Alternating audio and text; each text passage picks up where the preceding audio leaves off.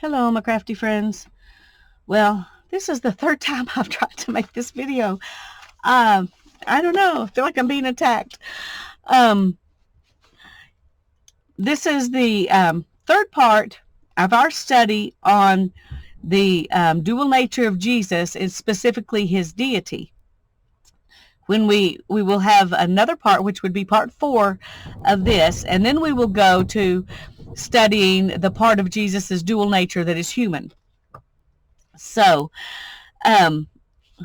let's go ahead and get started. I'm going to give you just a minute to mark your Bible at these places. If you want to, you can pause the video and do that. And I'm going to let you do that a second. And those of you who are not pausing the video, you can just listen and hope I can say it right this time. The oft-repeated term, the Son of God, is eloquent with the truth of his deity. It indicates the verity of his statement as the faithful and true witness that he is the beginning of the creation of God in Revelation 3:14. Okay, I got see, I don't even have my pages right.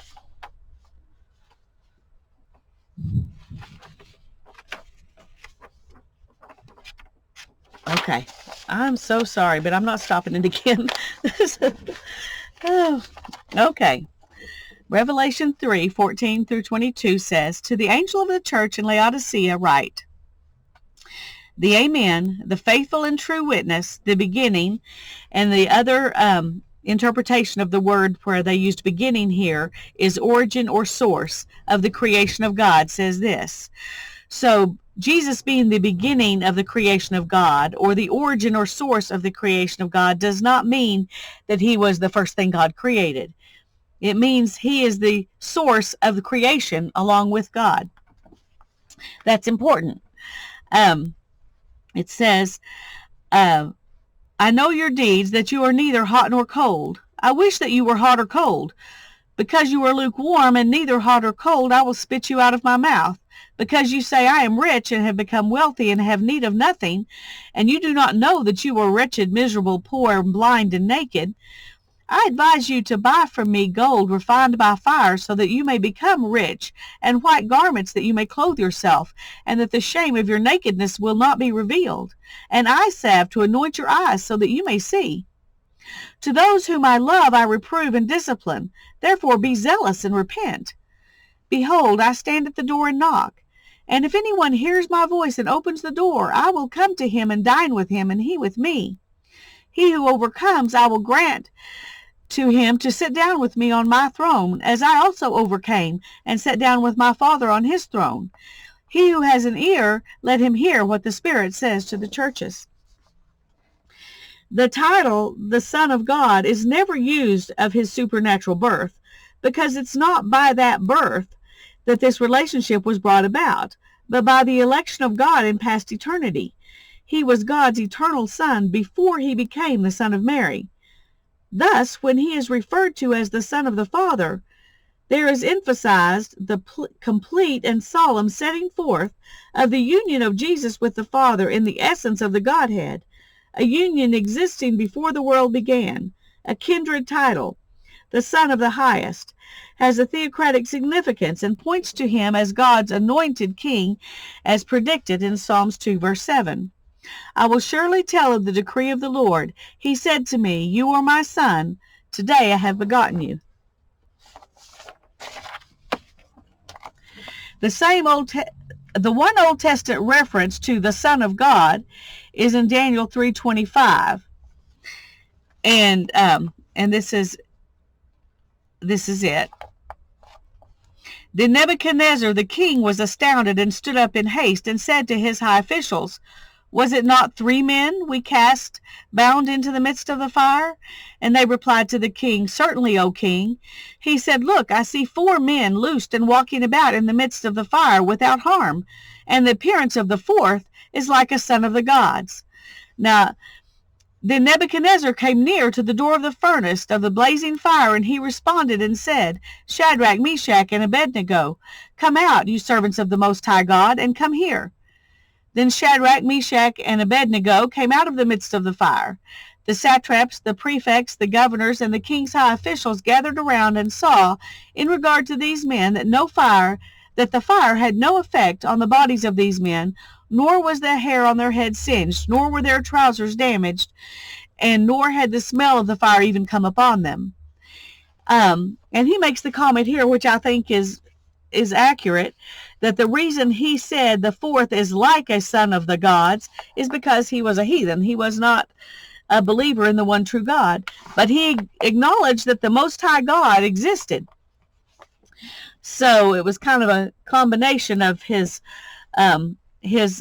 understanding and lack of understanding that caused him to reference him that way. But in the New Testament, the Son of God is the exclusive title of Jesus.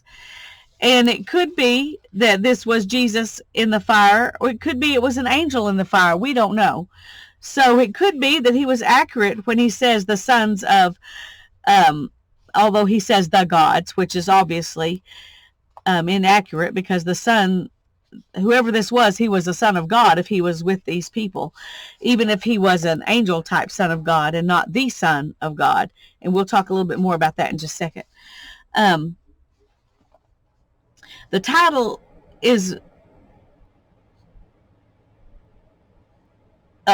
here he says, the title given, a son of the gods, was evidently a phrase spoken by a heathen.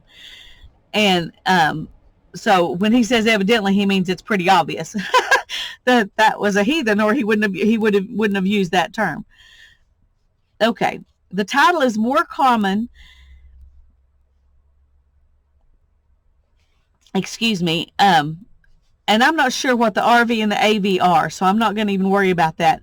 But it says 44 times it's used. The Son of God is used in reference to Jesus and always represents a special relationship as the same nature of God. Jesus is of the Father, sent by the Father as the instrument of the Father's will. There are scores of passages in which Jesus calls God Father, and other passages in which he is called the Son and the beloved Son, or the unique Son is that the way that word beloved, when that occurs in other versions or other interpretations, could say the unique Son. Angels are spoken of as sons of God with little s's, just like this was spoken of as sons of the gods with a little s and little g. So there are times when those words are used when they're not talking about Jesus. But when it talks about Jesus, it uses the big S, the Son of God. All men may be creatures of God, but not all are his sons. The ungodly are not God's children. Son implies a relationship by birth, and sinners can only become sons of God with little s's by the regenerating power of the Spirit. John, here we are. Sorry. Okay.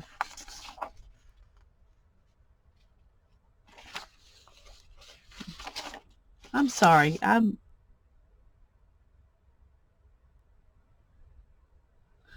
Okay. I missed these verses. I apologize. And here where we're talking about the sons of God. Luke 3:38 says, the son of Enosh, the son of Seth, the son of Adam, the son of God. And he's saying here that the one time when the Son of God is used in the Old Testament, it's used of Adam.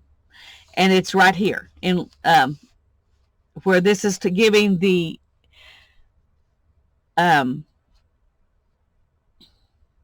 Jesus's natural heritage, his earthly heritage. And it goes backwards from Jesus all the way back to Adam, who he's saying was the Son of God with a little s.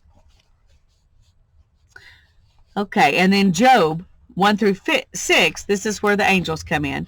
Now there was a day when the sons of God came to present themselves before the Lord, and Satan also came among them.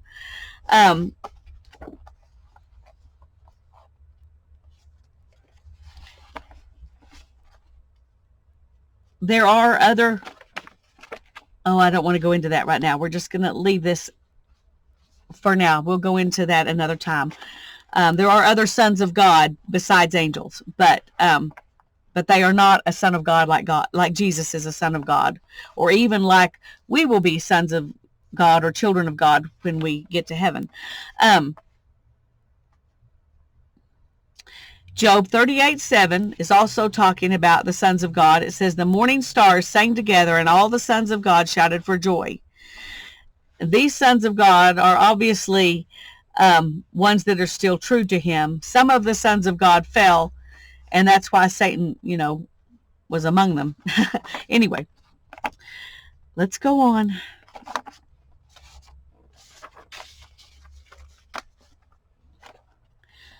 Okay.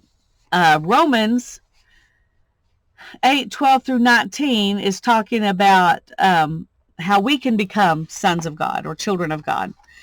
So then, brethren, we are under obligation, not to the flesh, to live according to the flesh. For if you are living according to the flesh, you must die. But if by the Spirit you are putting to death the deeds of your body, you will live. For all who are being led by the Spirit of God, these are the sons of God. For you have not received a spirit of slavery leading to fear again, but you have received a spirit of adoption as sons, by which we cry out, Abba, Father. The Spirit himself testifies with our spirit that we are children of God. And if children, also heirs, heirs of God and fellow heirs with Christ, if indeed we suffer with him, so that we may be glorified with him. For I consider that the sufferings of this present time are not worthy to be compared with the glory that is to be revealed to us. For the anxious longing of the creation awaits eagerly for the revealing of the sons of God.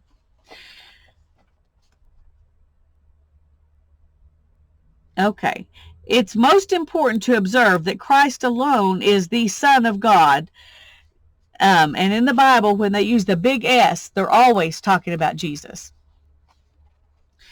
And he distinguishes himself as such from the sons of God with a little s when he says, my Father and your Father, in John 20, verse 17. I do have a couple of more verses to read before I get to that, though. John 1, 9 through 13 says, there was the true light which coming into the world enlightens every man. He was in the world, and the world was made through him, and the world did not know him. He came to his own, and those who were his own did not receive him. But as many as received him, to them he gave the right to become children of God, even to those who believe in his name. So the even to those who believe in his name are like when Jesus talks about, he says, you believe me because you saw the scars in my hand and the scar in my side, but blessed are those who believe who have not seen. Well, these are the even to those who believe in his name, the people who have not met him, who were not on earth with him, but believe in him, who were not born of blood, nor of the will of the flesh, nor of the will of man, but of God. So we become sons or children of God through belief. John 3, verses 4 through 8 says, Nicodemus said to him, how can a man be born when he is old? He cannot enter a second time into his mother's womb and be born, can he? And Jesus answered, truly, truly, I say to you, unless one is born of water and the Spirit, he cannot enter into the kingdom of God. That which is born of the flesh is flesh, and that which is born of the Spirit is spirit. Do not be amazed that I said to you, you must be born again. The wind blows where it wishes, and you hear the sound of it, but do not know where it comes from and where it is going. So is everyone who is born of the Spirit. So all humans are born of the flesh, but not all humans are born of the Spirit.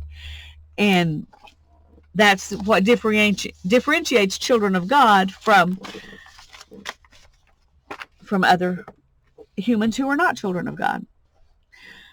Okay, I am so sorry. I feel like I've made a mess of this. But we're going to move on. The scripture that I've chosen to use is John 1, verse 12. But as many as received him, to them he gave the right to become children of God, even to those who believed in his name. So receiving Jesus as the Son of God is how we become children of God. Okay, now because I thought I was filming, I went ahead and started on the page. And what I did so far was put down this fabric. This is the back of the book. I'm gonna make another book for the rest because this one's full enough. I think I'm ready to stop it here. But so we're gonna end today with this one, and I decided to put this fabric down and make some flowers. And I'm going to start with a big poppy, just because I love poppies. And they're delicate and fragile, but beautiful. So here's my poppy. And I think we're going to start with this one. Let's make sure we can get them all on there. Okay.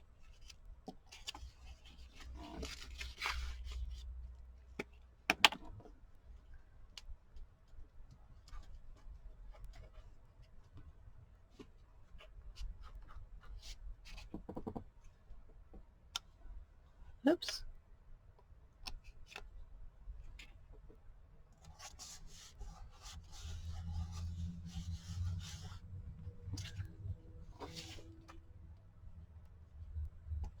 The wind is really blowing outside too.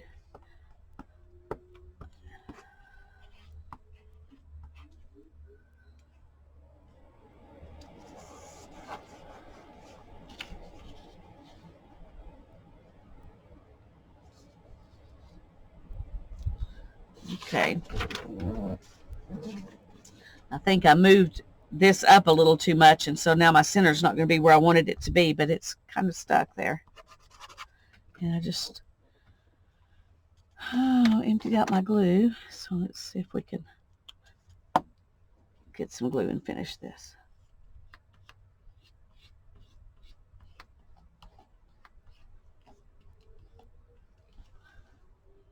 Don't want to waste it.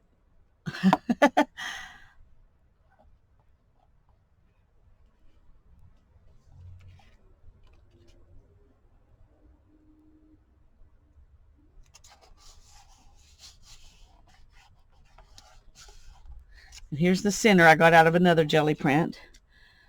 I had told you when I wasn't filming that I just saw this fabric over there when I was trying to decide what to do on my page, and I thought it'd be fun to make flowers out of jelly prints.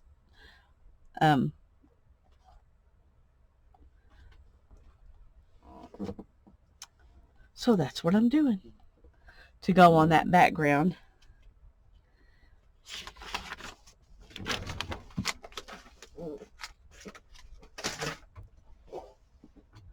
Okay. Now then, I also told you I was going to use these yellow and orange and red because they all kind of, I think, look good together. We may end up, that's so big. I wasn't intending on making such a huge flower when I started this, but I think we'll make 3 flowers.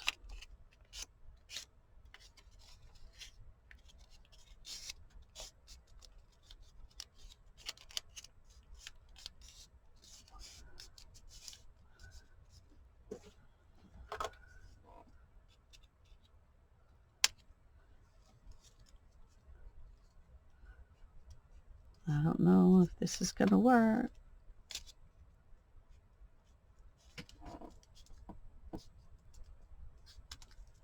Trying to make a kind of spiky flower here, but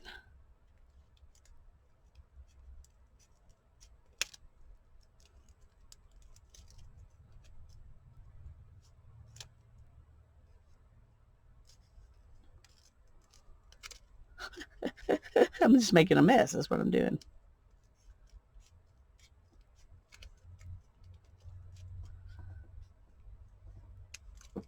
All right, let's see what we can come up with here.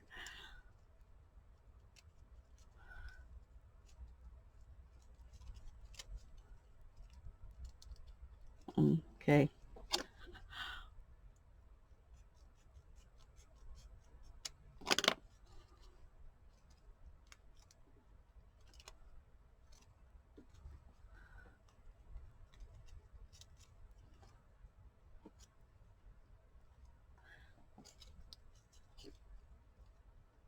Let's see if we can get enough of these to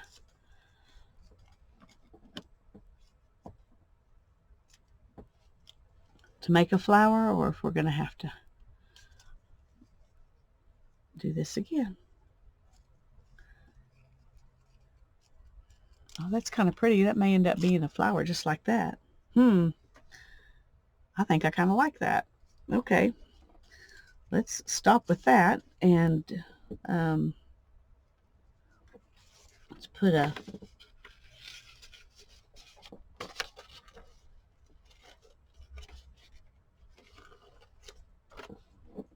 kind of a base on that flower.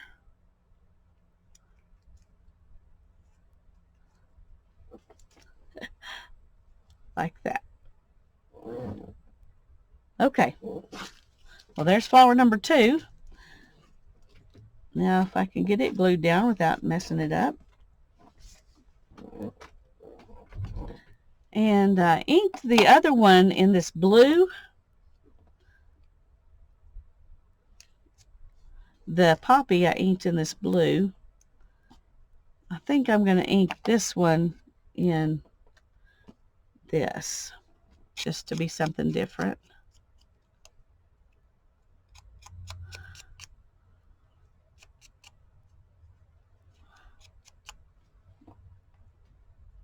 Those of you who make videos know how disconcerting it is to have made a couple of videos that didn't turn out, that where you messed up something or whatever, and so you try again, and then you find out in the middle of it somewhere you're not even recording. Oh, having to do one multiple times is not easy. I rarely have to deal with that, but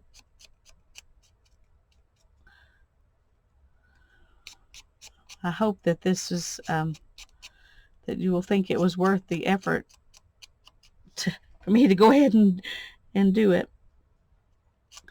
a 4th time.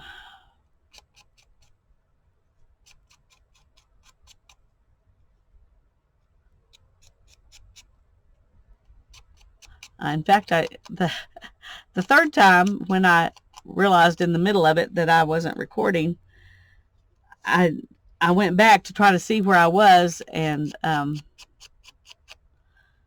was so frustrated by it, I just deleted it again and started over from scratch instead of trying to add on to it.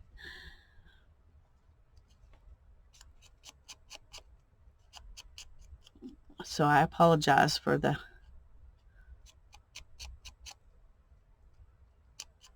any mess ups I've made, because I'm not doing another one.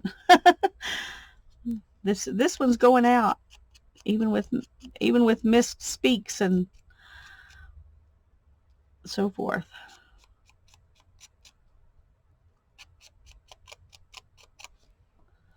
Well, I think it's going to be pretty having this plum, this inked in the plum. It probably doesn't look as red for you as it does, but the orange makes the plum look kind of cranberry color, and I really like that.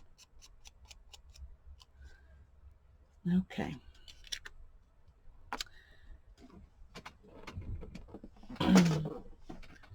Let me get another glue stick.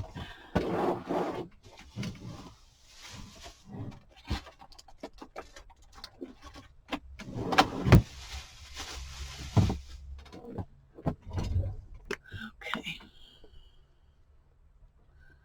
And I'm trying to remember how I did that. I think I started here and just worked about, kind of fanned them out.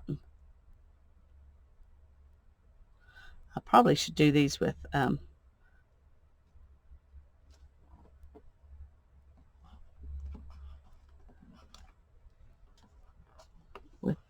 art glitter glue. We'll see if they don't stay down. I can always go back and re-glue them. Why not? It's redo day.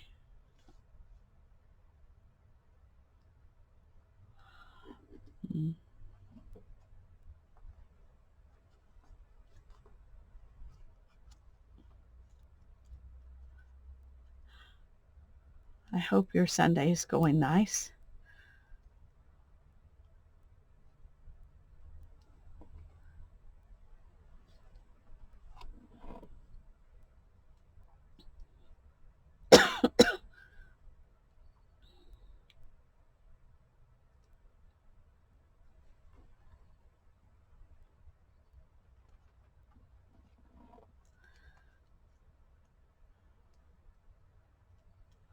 I just got to figure out what kind of flower the third one's going to be.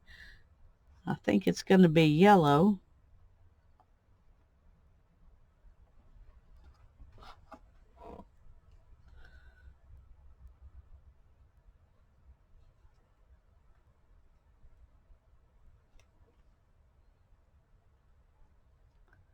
Come on.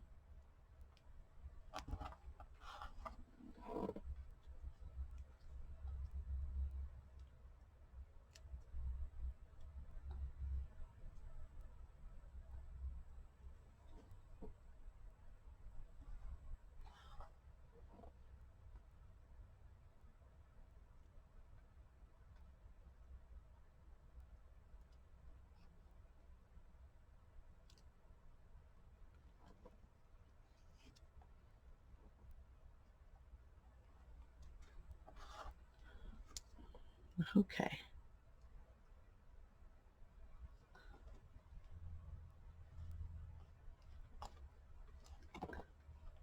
Okay, that's pretty. I like it. I'm happy with that. I think it was turned a little bit more this way before, and I liked it a little bit better turned that way, but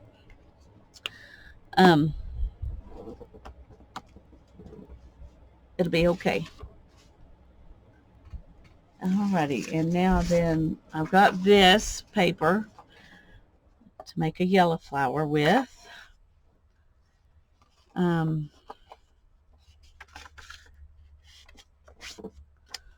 See if we can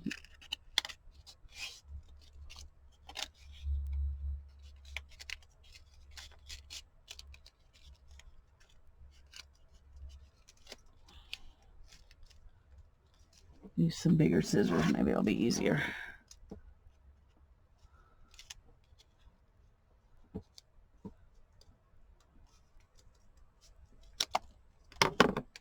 Okay.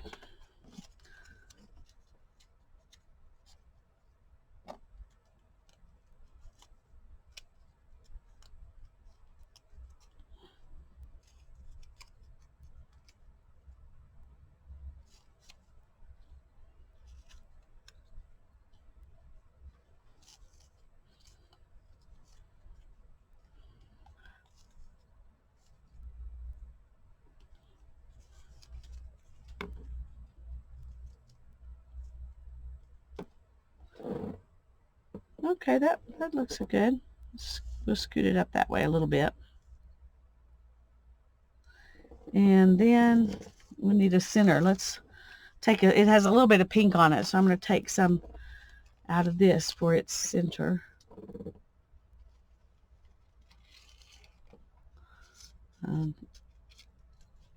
We'll do a non-perfect center just like the petals are non-perfect. Okay, and what am I going to ink those with?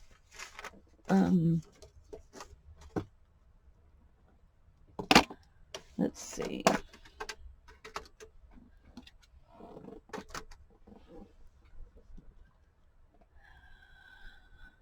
I think I'm going to ink them with this orange blossom.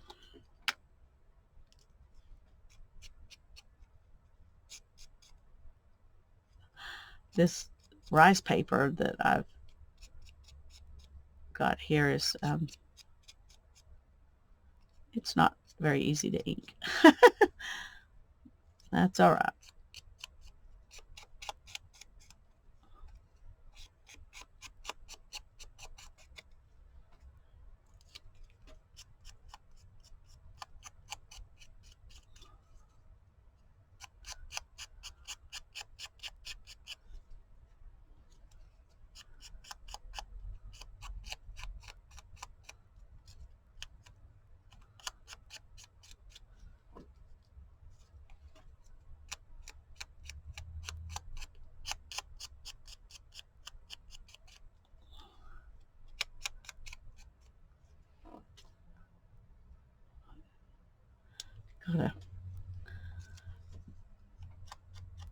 a little piece of that pad is coming loose.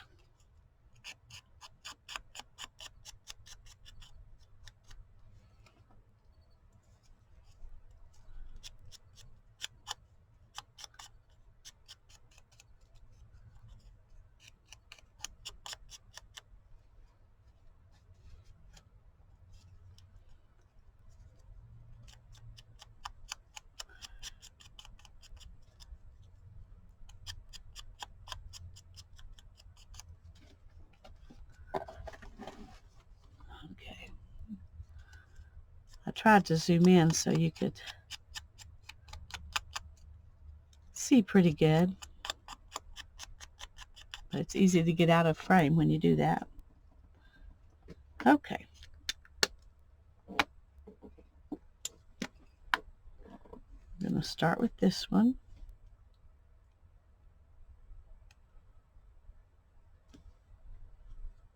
We're going to put it right there.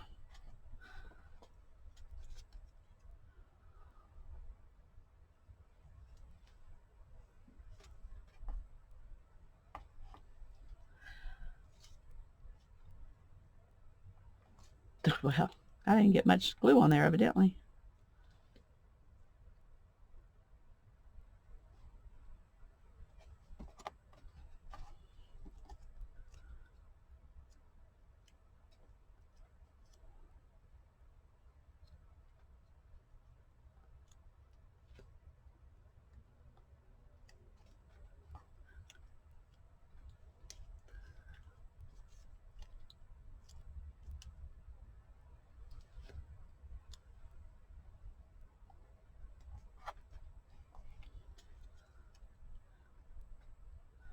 The one thing about grabbing them like this and just gluing them down is if you don't get them spaced the way you had them before, you might end up with a gap in the side or something, but it looks like it's going to work out okay.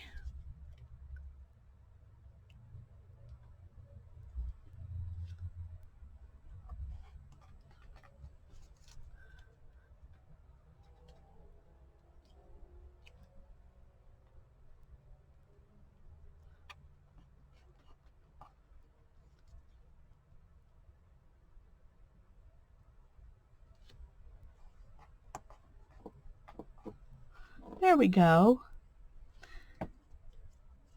Now I think we probably need some stems. I think this will make good stems.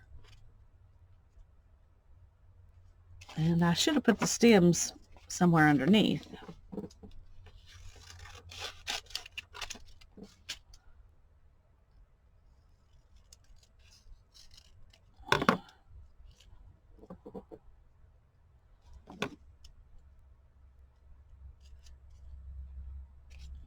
Let's see if we can tuck it right in there.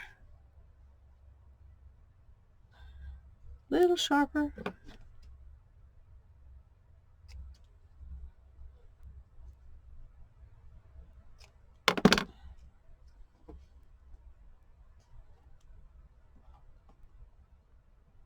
Okay.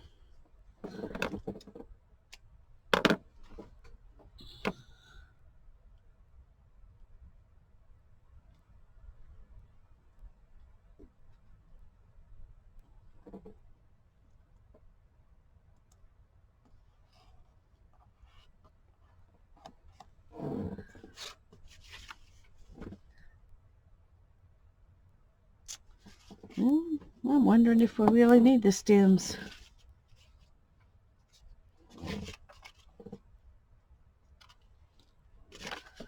Wait, let's go ahead and do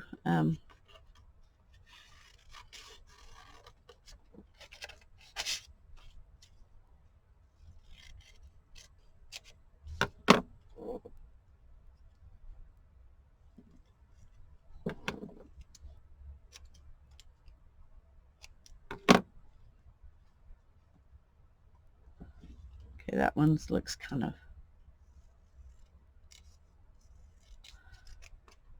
not so elegant. I want it to be a little bit.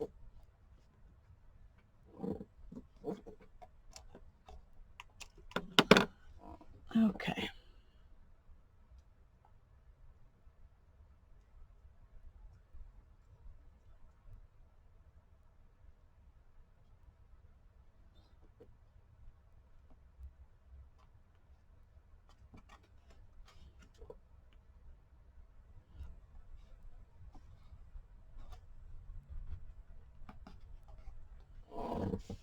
Okay. And now we need a stem for the poppy. And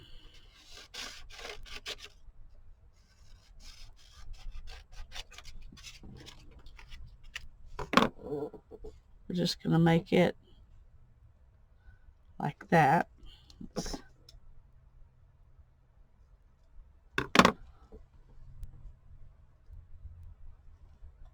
Yeah. Okay. And we'll probably cover all the stems up with our verse. And that's what happens, though, when you do mixed media. You always end up covering stuff up.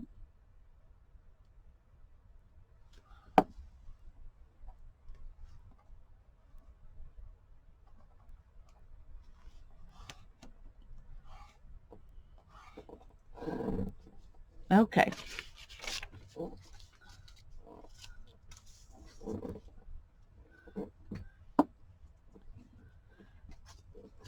Now then, let's decide where we're going to put this.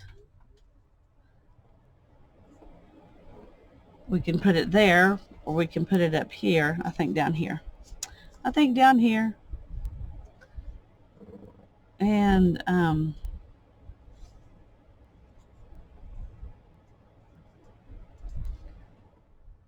I think I'm going to ink it in green.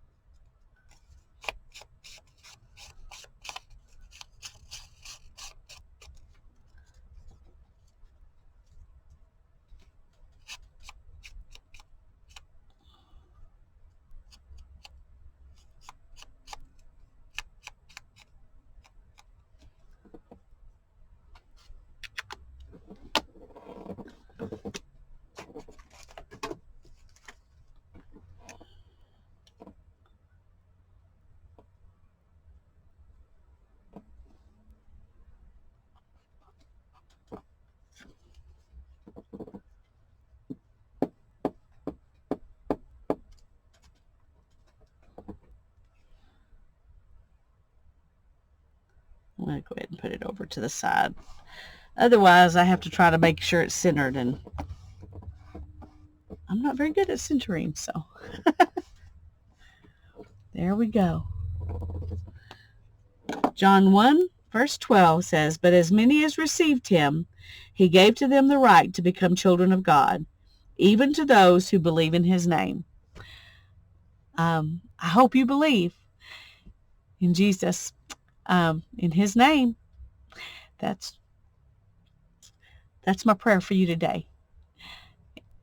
God bless you. Bye-bye.